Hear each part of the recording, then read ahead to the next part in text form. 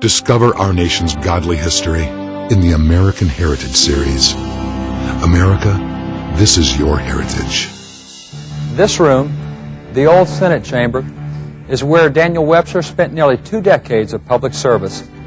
One of the original artifacts of Daniel Webster, still here at the Capitol, is Webster's old Senate desk. That desk is no longer in this room, but it is still in use today in the current Senate chamber. By agreement, the senior senator from New Hampshire, the state of Daniel Webster's birth, is still allowed to use Daniel Webster's original desk. However, at the time Daniel Webster served in the Senate, his desk was found in this room. Interestingly, in the bottom of his desk, Webster took a penknife and inscribed his name, and those who used his desk after him followed this precedent. Daniel Webster developed his love for penknives at an early age. In fact, Master James Tappan, one of Daniel's first school teachers, told the story of how Daniel received his first penknife. Daniel was always the brightest boy in the school. He'd learn more in 5 minutes than another boy in 5 hours. One Saturday, I remember, I held up a handsome new jackknife to the scholars, and I said the boy who would commit to memory the greatest number of verses in the Bible by Monday morning should have it.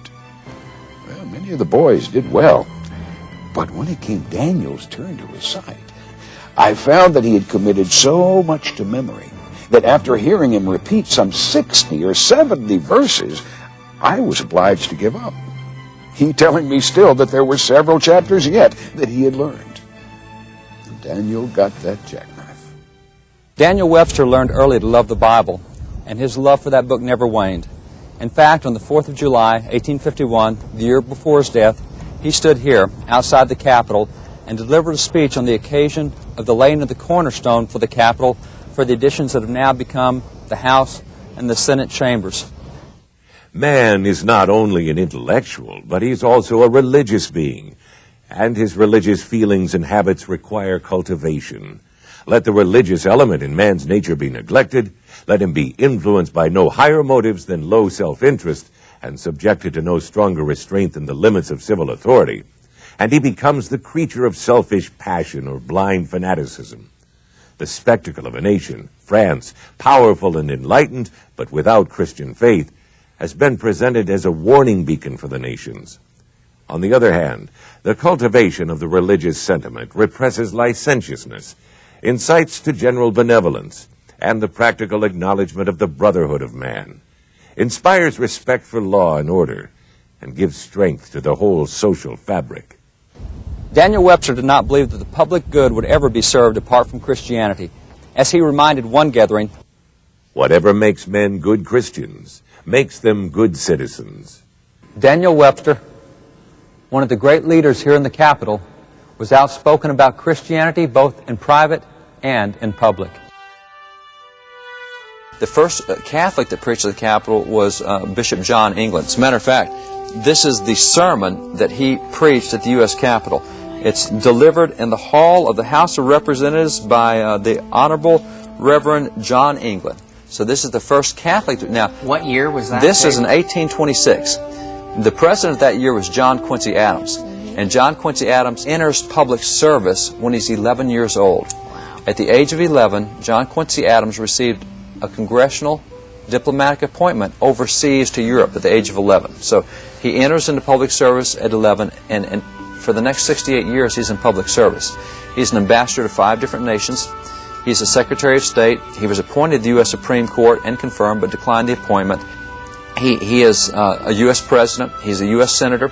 He spent 17 years in the House of Representatives, and the man kept a diary. And he kept an incredible diary. He started when he was 11 years old. He kept it for the next 68 years. And so despite all these activities, on his diary entry, he doesn't say, well, I woke up this morning at 7:30 and went to bed at 8:30. He'll have 8 to 10 to 12 pages a day in his diary of what went on. And when it comes to Sundays, he records in his diary who preached, the verses they used, what he thought of the sermon, what he thought they should have used as verses in the sermon. He spoke 7 languages. He read the Bible in 7 different languages. And if you want to be embarrassed, you read in the diary John Quincy Adams, and he'll be reading, you'll be reading on Sunday, and he'll say, well, as I was looking today at Romans 8, it appears to me that the Russians did a much better translation out of the Greek than the French did. Although its German translation is not bad, he's going through all these editions looking back at the Greek to see who. So here's the President of the United States. Well, he records about having met Bishop John England and the sermon he preached that day and how good it was and how powerful it was. And he records about the various times that he heard various people speak. Gallaudet, the guy who founded the School for the Deaf, was one of the folks who preached at the U.S. Capitol. And so over these 68 years of records of John Quincy Adams, you get a steady diet of who is preaching. Chaplains preached. Matter of fact, here was one of the sermons preached by the chaplain, Chaplain Stockton, who was chaplain twice, actually. He served 2 different times in Congress as chaplain. It's called The Imperishable and Saving Works of Christ, delivered in the hall of the House of Representatives. Gives this verse. And I mean, these are very evangelical sermons, very pointed sermons, and this is what we did in U.S. Congress for a century. The National Statuary Hall contains other statues commemorating the lives and accomplishments of many famous Christians, such as this one of Junipero Serra, the missionary with cross held high, and Marcus Whitman, preacher and frontier trailblazer, with Bible held under his arm, and there are many others. On this side of Statuary Hall, we have a statue of Daniel Webster. Daniel Webster was part of the second generation of American statesmen.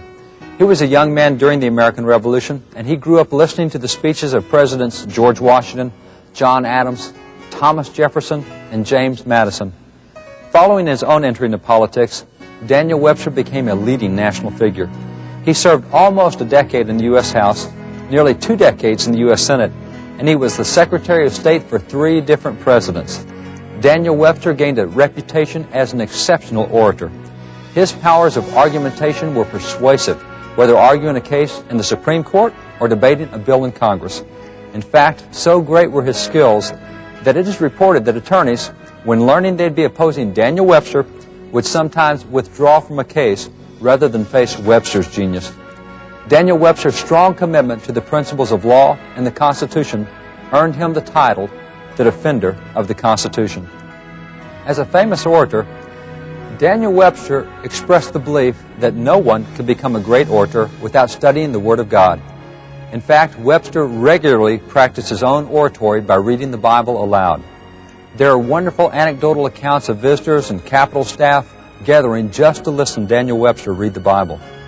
Webster's voice would thunder and boom, and it seemed as if the doors would rattle off their hinges as he recited the words spoken by the Almighty. Charles Landman, Webster's personal Senate secretary, recalled, We well remember his quotation of some of the verses in the 38th chapter of Job.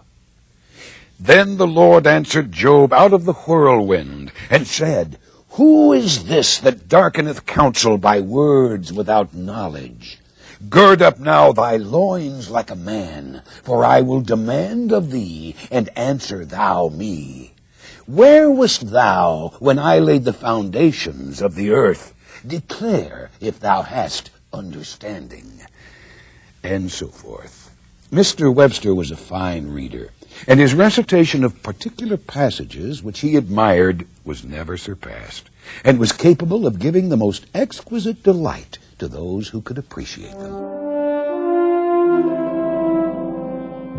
Many visitors of our nation's capital would be shocked to discover that the faith of our founding fathers has indeed been chiseled in stone throughout our nation's capital. But why has this irrefutable evidence of our great spiritual heritage been covered up and forgotten?